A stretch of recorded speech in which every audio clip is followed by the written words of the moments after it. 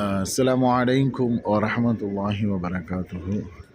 இறைவனின் அருளால் ஒரு நீண்ட கால ஆசை, மதினத்து மண்ணில் மஸ்ஜித் நபவியில் இமாம் தொழு வைக்கின்ற, இமாம் மெம்பர் படியில் ஏறுகின்ற அந்த காட்சிகளையும், அவர்கள் தொழுகை வைக்கின்ற அந்த அழகான சந்தர்ப்பங்களையும், அதே போன்று பாங்கின் ஓசை, அந்த பாங்கு மேடையையும் பார்க்க வேண்டும். அந்த நேரங்களில் ஜும்மா தொழுக வேண்டும் என்று நீண்ட கால ஒரு ஆசை. வரும்பொழுதெல்லாம் அந்த சிந்தனையும் மனதில் ஓடும்.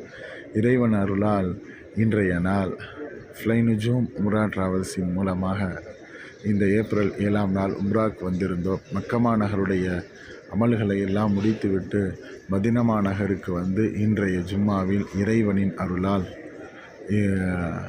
மஸ்ஜித் நபவியில் உள்ளே சரியாக காலை 9 மணிக்கெல்லாம் நாம் வந்துவிட்டோம் என்றால், அல்லாஹ்வுடைய அருளால் ரௌலத்துல் ஜன்னாவிற்கு வலதுபுறமாக இமாம்கள் தொழுகின்ற பாங்கின் மேடைக்கு அருகாமையில், மெம்பர் படிக்கு அருகாமையில் தொழுகின்ற ஒரு வாய்ப்பு கிடைக்கும். இறைவன் இன்றைய நாள் அந்த அரிதான, உயர்தரமான, கண்ணியமான அந்த வாய்ப்பினை ரப்புல் ஆலமீன் நல்கினார்.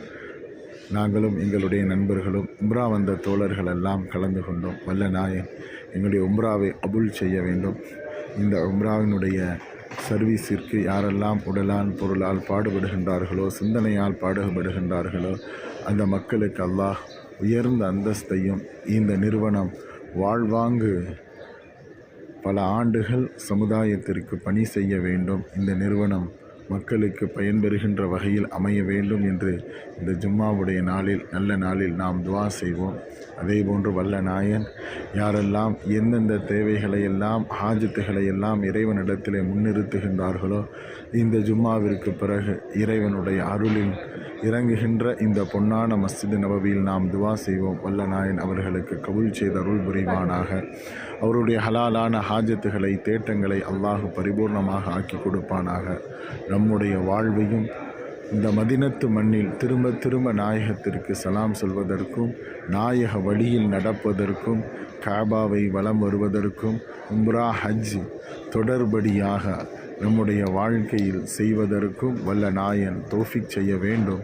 எல்லா மக்களினுடைய மனக்கிடங்குகளிலேயும் கிடக்கின்ற கவலைகள், கஷ்டங்களை வல்ல நாயன் நீக்கி அவர்களுக்கு மகிழ்ச்சியான, சுபிட்சமான வாழ்க்கையை தர வேண்டும் என்ற நல்ல துவாக்களோடு இந்த மதினத்து மண்ணில் இருந்து உங்களுடைய துவாவையும் ஆதரவு வைக்கின்றேன். வல்ல நாயன் கபூல் செய்து அருள் புரிவானாக. அஸ்ஸலாமு அலைக்கும் வரஹ்மத்துல்லாஹி வபரகாத்துஹு.